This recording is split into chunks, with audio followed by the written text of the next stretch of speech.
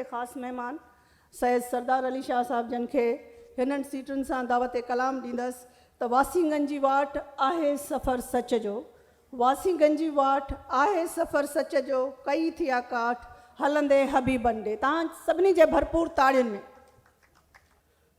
महिरबानी। स्टेज ते वेठल सॼा समूरा मोज़िज़ दोस्त जेके स्टेज ते मौजूदु आहिनि ऐं ख़ासि तौर ते 7 अयाज़ मेले जी जेका ऑर्गेनाइज़िंग कमेटी आहे उन जा जेके बि अमर सिंधू साहिबा, इरफाना मला साहिबा, ताज जोयो साहिबु ऐं जेके बि उनजे सथ में शामिल आहिनि ऐं मुंहिंजे साम्हूं हाल में वेठल असांजा इलाही पुराणा दोस्त, लिखण पढ़ण जी दुनिया सां तालुक़ु रखंदड़ ऐं उहे नौजवान जेके अयाज़ जे इश्क में अयाज़ मेले में शिरकत कयो अथनि, सभिनी खे हक़ मौजूदु। ॻाल्हि सवेर इरफाना साहिबा चंड जी कई त मूंखे अयाज़ जा अलाए केतिरा शेर जेके आहिनि चंड जे हवाले सां यादि आया। अच सनोबर जे साए में वेही रहूं, चुमी जी सघे चंड तुंहिंजूं चॻूं। ॾिसो ॻाल्हि इन ते ताड़ी था वॼाइनि, बाक़ी सभु ॻाल्हियूं इहे हुयूं। अच सनोबर जे साए में वेही रहूं, चुमी जी सघे चंड तुंहिंजूं चॻूं। को घड़ीअ लाइ गुनाहे मुहबत करियूं, पोइ वरी ज़िंदगीअ में मिलूं न मिलूं। मूंखे इन ॻाल्हि जी इंतिहाई ख़ुशी आहे त 7 सालनि खां जीअं मोनस अयाज़ चयो त ही शऊर जो मेलो आहे ऐं उहो 7 सालनि खां सांदे मुसलसल बिना के नागे जे ही सरकार जी सपोर्ट या कल्चर डिपार्टमेंट जी सपोर्ट खे त ही आउं सम्झां थो त ही ॿियो मेलो हूंदो, पर उन खां पहिरीं इहे मेला मुनक़िद थिया ऐं 15 खां वठी इहो सफ़र जारी रहियो आहे ऐं अयाज़ जो मेलो मुनक़िद करणु आउं सम्झां थो त असां वटि सिंध में रिवायती असांजे सूफ़ी बुज़ुर्गनि शाइरनि क्लासिकी शाइरनि जा मेला मुनक़िद थियनि था, पर ईअं 5 ॾींहं उहे बि 3 ॾींहं हलनि था। 5 ॾींहं मुसलसल एतिरियूं सारियूं फ़िक्री निशस्तूं, उन में मुशाइरा, मौसीक़ी ऐं मुख़्तलिफ़ स्टेज थिएटर इहो मुनक़िद करणु आउं सम्झां थो हिकिड़ो वॾो कमाल आहे ऐं इहो आउं नई सिंध जो हिकिड़ो बुनियादु आहे त नई सिंध में इन अमल खे नौजवान कामयाबु पिया कनि। जो आउं तइदादु ॾिसां पियो त असांजी यूनिवर्सिटी में पढ़ंदड़ शागिर्दनि जो शेख अयाज़ हिकिड़ो दौरु आहे, शेख अयाज़ हिकिड़ी फिनोमिना आहे। जीअं असां सिंधी अदब ऐं शाइरीअ जे हवाले सां मुख़्तलिफ़ दौर ॻणियूं था, सूमरनि जो दौरु, समन जो दौरु, कलोड़नि जो दौरु, उन खां पोइ हिकिड़ो शाह लतीफ़ जो दौरु आहे।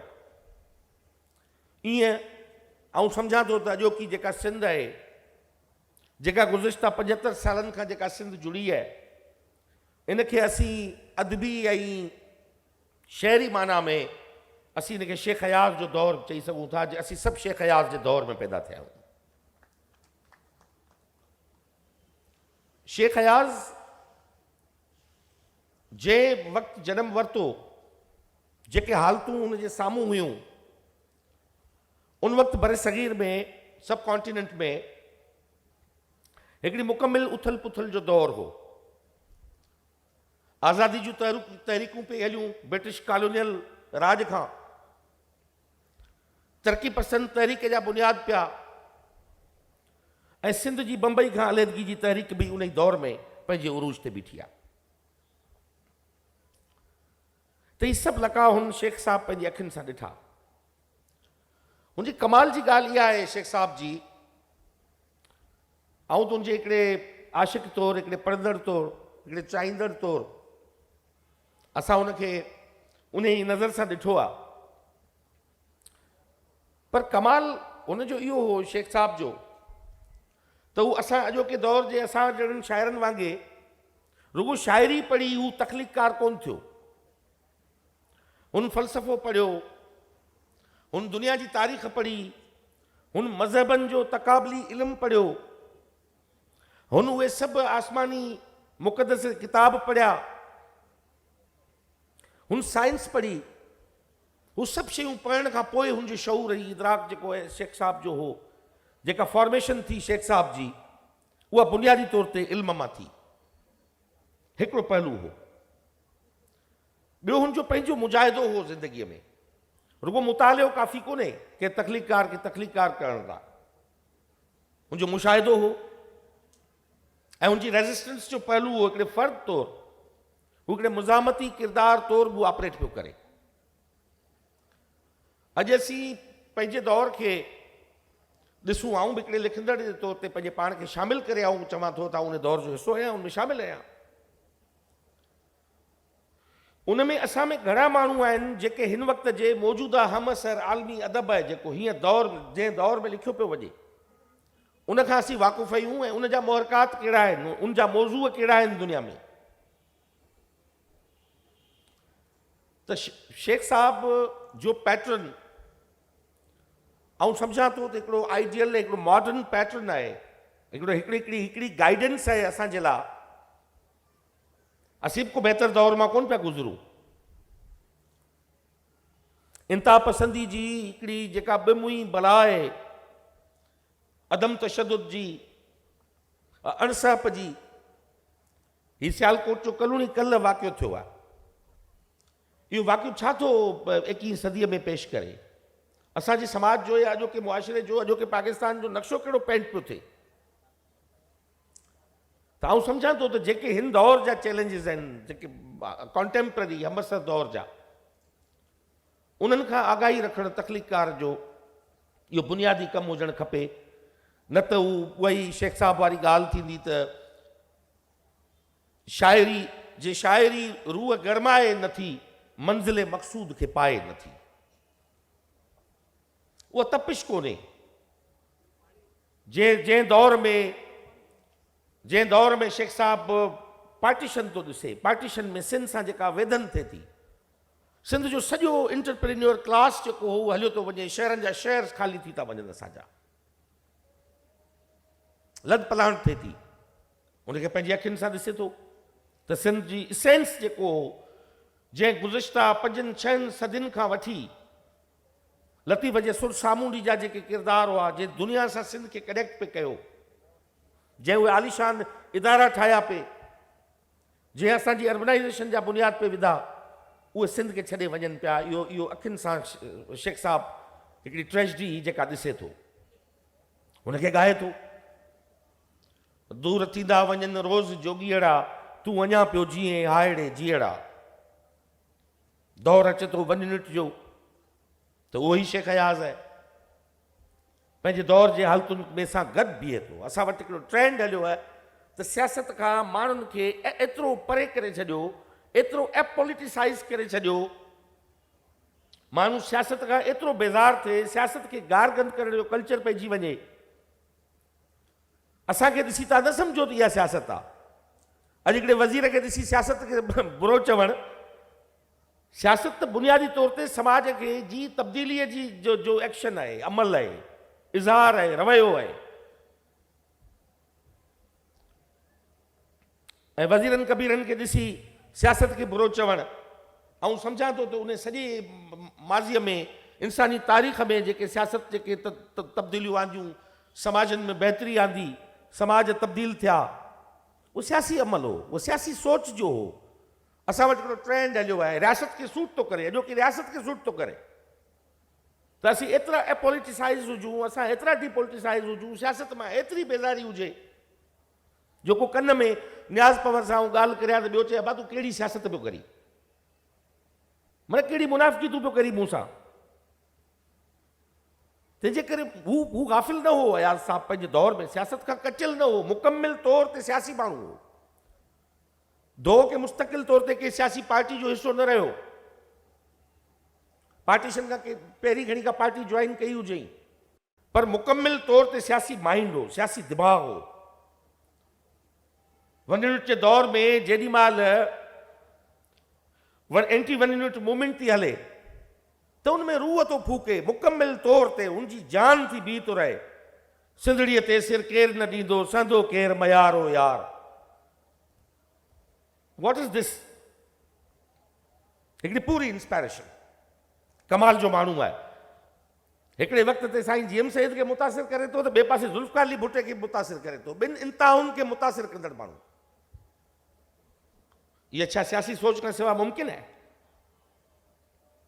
अॼु आऊं असांजो नौजवान जेके असांजा पंहिंजा हम असर आहिनि, उनजी गुफ़्तगू या उनजी ॻाल्हि, उनजो ज़रूरु एंगर आहे, कावड़ आहे, पर जॾहिं हू ॿुधंदा आहियूं त हैरानगी थींदी आहे त हू कीअं माना असांजे समाज में हिकिड़ा बुनियाद जेके आहिनि सोसाइटीअ खे डीपोलिटिसाइज़ करे हिकिड़ी यूनिक सोसाइटी करण जा, उहे कीअं गहरा थींदा पिया वञनि, असां उन ॻाल्हि खे रियलाइज़ नथा करियूं।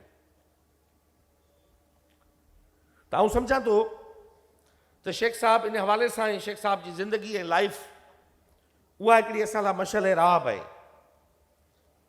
असीं ज़ाती तौर ते हलिया वेंदा आहियूं, साईं फलाणे माण्हूअ जो हलणु कोन वणियो, फलाणे जॻह ते रहीम सूमरे फलाणी गुफ़्तगू कई, इन करे हणी उनजे सॼे कम खे धोई छॾियो। तनक़ीद त आई कोन, तनक़ीद जा बुनियाद सिंधी समाज में ताज साईं पिया किथे आहिनि अञा। तनक़ीद त तालुक़ जो हसीन रूप आहे। सूफ़ी सादिक चयो आहे, ॿियूं छिनियो रोहनि सरतियूं ऐं गॾिजो रोहां मां। ॿियूं छिनियो रोहनि, असां वटि तनक़ीद कोन्हे, असां वटि या त तनसीख आहे, रद्द करे छॾियो, आउटराइटली रिजेक्टेड, या तकलीद आहे, अखियूं बंदि करे अंधो थी कंहिंजे पुठियां पवणो आहे, या तज़हीक आहे, या कंहिंजो मज़ाक उॾाइणो आहे। तनक़ीद त तालुक़ जो हसीन रूप आहे। ॿियूं छिनियो रोहनि सरतियूं ऐं ॻंढिजो रोहां मां, लहंदी अची का सुध ने सूर जी। इहो ॻांढापो आहे जेको असांखे नज़र कोन थो अचे। हींअर मूंखे कंहिं ॿुधायो पियो हले, यकी डिबेट पई हली, ऐं होसि कोन, मुल्क खां ॿाहिरि होसि एक्सपो जे करे दुबई में, त का डिबेट हली शेख साहब जे हवाले सां, हिते का शुरू थी, का वॾी डिबेट। मूं हुन में कुझु जेके ॿुधा त नुक़्ता ऐं ॻाल्हियूं, ऐं असां सर्टिफिकेटनि जी फैक्ट्री थी चुका आहियूं। खीसनि में सर्टिफिकेट पिया आहिनि, बाबा मदद अली सिंधी गद्दार आहे, साईं नियाज़ पवर गद्दार आहे, वफ़ादारी ऐं गद्दारी जा सर्टिफिकेट खीसनि में पिया आहिनि। जेॾी महिल चाहियूं रुॻो नालो मथां विझूं, जंहिं लाइ इशू करिणो आहे इशू करे छॾियूं। हिकिड़ो माण्हू ॾिसो, हुनजो दौरु ॾिसो शेख साहब जो, जेको कीअं पैदा थिए थो शिकारपुर जे शहर में। शिकारपुर जो उरूज उनजे अखियुनि जे साम्हूं आहे, शिकारपुर जूं हुस्नाकियूं उनजे साम्हूं आहिनि। जॾहिं गुलनि वारी अचे थी, जेॾी महिल मालण जेका अची उहा गुल रोज़ ॾिए थी, इश्क असां वटि आराईअ जी आयो झोल भरे, कोई कीअं करे। मुंहिंजी लम्हे बि लम्हे inspiration, step by step inspiration, हू वधंदो थो वञे। असीं सर्टिफिकेट कढी था छॾियूं, फलाणो गद्दार थी वियो, फलाणे ही शइ करे छॾी। शेख साहब जो ॿियो आउं सम्झां थो त जेको दुनिया जो वॾो तख़लीकार आहे, मूं जेको पढ़ियो आहे नंढड़े हिकिड़े तिफ़ले मकतब तौरु, त जेको पंहिंजे दौर में, पंहिंजे हमअसर दौर में जॾहिं हू जीअरो आहे, तॾहिं हू समाज खे जे मुतासिर नथो करे, उन वक़्तु इंस्पायर नथो करे, हू उन वक़्तु इन्फ्लुएंस नथो करे, त उनजो उहो इन्फ्लुएंस डिघो पधु नथो रहे। शेख साहब पंहिंजे दौर में इंस्पायर कयो, पंहिंजे दौर में इन्फ्लुएंस कयो। शेख ईअं कोन हो त असीं पिया चऊं त मोए खां पोइ असां शेख साहब जो क़दुरु पिया कयूं। शेख साहब सां वालिहाना मोहबत जो इज़हार जिन हयातीअ में ॾिठो, उन्हनि उन दौर में ईअं कयो जीअं अॼु कनि पिया। माइकल हॉर्ट जॾहिं दुनिया जे 100 अज़ीम शख़्सियतुनि जी फ़हरिस्त पियो तरतीब ॾे, तॾहिं हुन रसूल पाक खे पहिरें नंबर ते रखियो। वेस्ट में क्रिटिसिज़म थियो, तनक़ीद थी, त बा जीसस क्राइस्ट खे हुन कोन रखियो मथे, हू खणी आयो रसूल पाक खे पहिरियों नंबर इंसानी तारीख़ जो वॾे खां वॾो इंसान करार ॾिनई। त हुन हुनजा हिकिड़ा बुनियाद ठाहिया, उन दलील में हुन ॻाल्हियूं चयूं, चई हू माण्हू जंहिंजे हथ में कुझु कोन हो, जंहिंजे चोले ते पेवंद हुआ, जंहिंजे चोले ते चतियूं लॻल हुयूं, जंहिंजे घर मां को हथियार कोन थो मिले, पर वार स्ट्रेटजी जो वॾो माण्हू आहे, वॾो ॼाणू आहे, जंहिंखे हथियार तलवार हलाइण कोन थी अचे, पर जंगी इल्म जो माहिर आहे, हिकमत अमलीअ जो माहिर आहे, ऐं पंहिंजे दौर जो बदतरीन मुखालिफ़ जेको ईसाई बादशाह आहे उहो बि हुनजो मुतरफ़ आहे। ऐं उहो अबू सुफियान खे चए थो त जेकॾहिं तूं ॻाल्हियूं जेके मञी वेठो हुनजो बदतरीन दुश्मन थी, जेकॾहिं इहे सभु हुन में मौजूदु आहिनि त यकीनन he can be the profit, ही पैगंबर आहे। त हू पंहिंजे दौर में हुनजो इन्फ्लुएंस हो, ऐं इन बुनियाद ते दुनिया जे वॾनि माण्हुनि जी परख थी आहे त हुन पंहिंजी हयातीअ में जॾहिं जीअरा आहिनि, माण्हू ॾिसनि वेठा, उहो जेको चए वेठो करे छा पियो, मुंहिंजे कौल ऐं फ़ैल ऐं अमल में जॾहिं हू माण्हू ॾिसनि था, विटनेस कनि था, तॾहिं हुनखे कंहिं माण्हूअ जी अज़मत ऐं हुनजी वॾाई जा स्टैंडर्ड तय थियनि था। त शेख साहब जा पंहिंजी हयाती में सेट थी चुका। मूं तव्हांखे चयो त शेख साहब हिकिड़ो दौरु आहे, हिकिड़ी फिनोमिना आहे। शेख हयाज़ महज़ रुगो हिकिड़ो ईअं तख़लीक़कार कोन्हे, पर पंहिंजे पूरे समाज ते हिकिड़ो भरपूर इन्फ्लुएंस विझण वारो हिकिड़ो मुफ़क्किर आहे। शाइरीअ में टे शयूं आऊं सम्झां थो त तख़लीक़ में हूंदियूं आहिनि, या फ़िक्र हूंदो आहे, तफ़कुर, या तख़युल आहे, ख़्याल आहे, टियों फ़न आहे। हाणे इन टिनि बुनियादनि ते फ़िक्र समाज खां अचे थो, तख़युल हुनजी इमेजिनेशन आहे जंहिंमें नेचर आहे, समाज टाइनी पार्ट आहे, नंढड़ो हिकिड़ो हीअ टुबको आहे इंसानी समाज हिन पूरी काइनात में। ऐं शेख साहब जेकॾहिं तफ़कुर जे हवाले सां ॻाल्हि कयूं त इहो शेख हयाज़ आहे जेको पूरी रेज़िस्टेंस सां पूरे समाज में बीठो आहे, उन समाज खे बदिलाइण जा ख़्वाब अखियुनि में खणी अॻिते हले थो, ऐं उहो ख़्वाब मुंतक़िल करे थो पोइ जनरेशन में। इहो हुनजो तफ़कुर आहे। जॾहिं शेख साहब जे तख़युल ते असीं अचूं था त उते सनोबर बि आहे, उते चंड बि आहे, हू सॼे नेचर खे पंहिंजो ओन थो करे। वञो कवेलियो, वञो वञी पीढ़ीअ खे चओ, पीढ़ीअ जो पैगंबर ईरान वारो कबूतर कोन थो ठाहे, हू पंहिंजी देश जी कोयल खे पैगंबर ठाहे थो, पंहिंजे प्यार जो त वञी पंहिंजे महबूब खे पैगाम ॾे। वञो कवेलियो, वञो वञी पीढ़ीअ खे चओ, अञा त पियो जियां, अञा त पियो जियां। जॾहिं बि सावणियूं अचनि छमर अलूट थी नचनि, जॾहिं बि भिट भिट ते घटा गजी गजी वसे। इहो सॼो छा आहे? Resistance and romance. असां वटि छलो जेकॾहिं रेज़िस्टेंस आहे पोइट्रीअ में, जे हुनमें रोमांस शामिल कोन्हे त उहो नारेबाज़ी आहे। पर जॾहिं इहो अंसर शामिल थिए थो, जेके नाला सवेर पंहिंजे कॉन्टेम्पररी जेके शाइर हुआ दुनिया जा, पैब्लो नेरुदा, नाज़िम हिकमत, फैज़ अमन फैज़, ॿिया जेके हारिस खलीक़ वरिता पे, उहे सभु इन करे जदीद दौर में शेख साहब जा जेके हमअसर हुआ, उन्हनि सभिनी शयुनि में इहे शयूं मौजूदु हुयूं। उनमें तफ़कुर बि हो, उनमें नेचर समाज बि हो, उनमें फितरत बि हुई। थी अमल तास तां कूक कोयल करे, हूअ परे आ परे आ परे आ परे। त उर्दू शायरी जो तंग गली में कैद हुई, उसका मैं यही सबब है, दो चीजों ने उसको मारा। एक तो रियासत ने मारा उर्दू को, जब रियासत की जबान बनी, दूसरा वो नेचर से कनेक्ट नहीं हुई।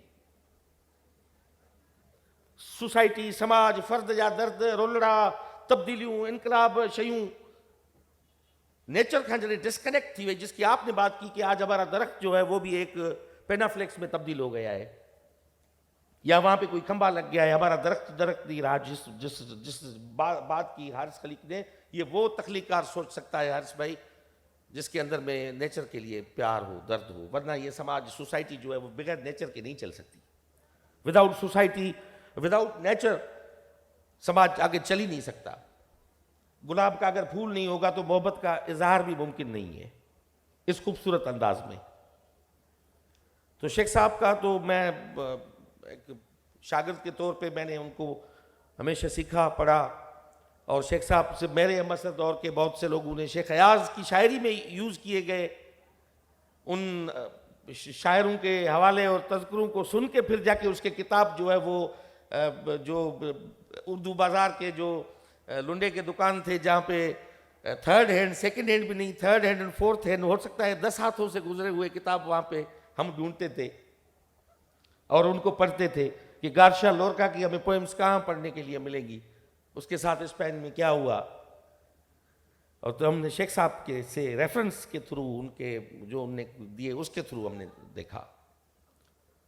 त आउं सम्झां पियो त हाणे असांखे जेके बि सकाफ़त कल्चर अदब जेका बि असीं ॻाल्हि कयूं बचाइण जी या अॻिते वधाइण जी, उन हवाले सां असांखे असांजो जेको असास आहे, असांजो जेको हेरिटेज आहे, असांजो even Sheikh Sahab is again our heritage, उहो असांजो वरसो आहे, उन मां शयूं सिखणियूं पवंदियूं। जे असांखे मॉडर्न सिंध जो अहातो करिणो आहे, ही नौजवान जेके यूनिवर्सिटियुनि में पढ़नि था हिते वेठा आहिनि, जेकॾहिं उहो को उनजो ख़ाको जदीद सिंध जो सुभाणे जो ऐं अॼोकी सिंध जो ठाहिणु चाहिनि था, त इन्हनि खे इन्हनि किताबनि जे ओझड़ पननि ते पुठीरो पंधु करिणो पवंदो, वापसि वञिणो पवंदो। छली नारेबाज़ी, छलो रोमांस ऐं छली जेका शाइरी जेका आहे हिक ॿिए जी खां इंस्पायरेशन या असांखे अॻिते खणी हली कोन सघंदी, असांखे इंस्पायरेशन बि वॾी खणणी पवंदी ऐं उन्हनि वॾनि माण्हुनि खां खणणी पवंदी जिन जो इन्फ्लुएंस बि ओॾो ई वॾो आहे असांजे समाज ते, असांजी सोसाइटीअ ते, बल्कि इंसानी समाज ते, पूरे आलम इंसानियत ते जिन जो इन्फ्लुएंस थियो आहे, उनखां असांखे इहे शयूं खणणियूं पवंदियूं।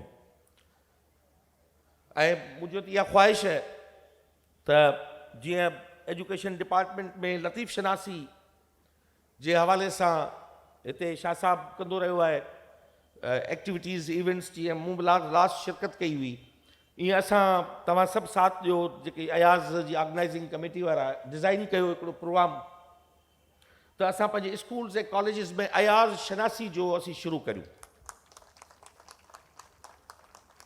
असांजे ऑफिसरनि जे आसरे ते तव्हां का बि डाढ़ न हणिजो, कॾहिं कमु तव्हांखे करिणो पवंदो बैक ते बि, ऐं आउं तव्हांजी फुली इन हवाले सां सपोर्ट कंदुसि त पंहिंजी यूनिवर्सिटियूं आहिनि, कॉलेजिस आहिनि, स्कूल्स आहिनि, त असांजे नस्ल खे अयाज़ शनासी जे हवाले सां उनमें अयाज़ ते टेबलोस थियनि, अयाज़ जा गीत ॿारड़ा पंहिंजे ॿातड़े आवाज़ में भली कंपोज़ करे अचनि, झूपड़ी ॿाहिरां राति झांझर वॻी, पेर कंहिंजा हुआ केर मूंखां भॻी, उहे भली असांजा ॿारड़ा कंपोज़ करे अचनि, नयनि धुनुनि सां ॻाइनि, पेंटिंग्स थियनि, ड्राइंग्स थियनि, त अयाज़ शनासी ते हिकिड़ो शुरू कयूं। ऐं ईअं ई असीं मुंहिंजे दड़े जे खे तव्हांखे इहा ॻाल्हि बि इन हवाले सां ॿुधाईंदो वञा त शेख अयाज़ साहब बि सिंधू सभीता जो हिकिड़ो फ़ख़्रमंद फ़ख़्र लाइक़ु हिकिड़ो फर्ज़ंद हो, ऐं उन ई अज़ीम सभीता सिंधू सभीता खे 100 साल मुंहिंजे दड़े जे खोटाईअ खे एक्सकेवेशन खे 2022 में पूरा थियनि पिया। फेब्रुअरी में असां उनजी सेलिब्रेशन्स जेके आहिनि उहा स्टार्ट पिया करियूं, मुंहिंजे दड़े खां शुरूआत कयूं था उनजी, ऐं उन जूं मुख़्तलिफ़ प्रोग्राम तकरीबात पूरे पाकिस्तान में थींदा।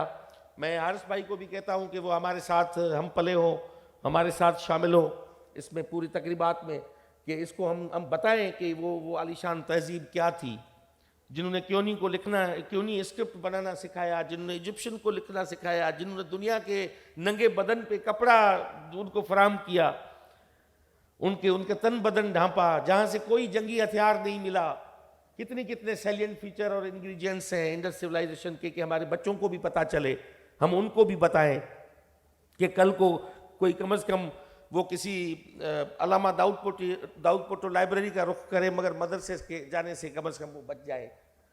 तो इतना हम उनको कायल करें कि आप किस तहजीब के फर्जंद हो, किस तहजीब के बेटे हो।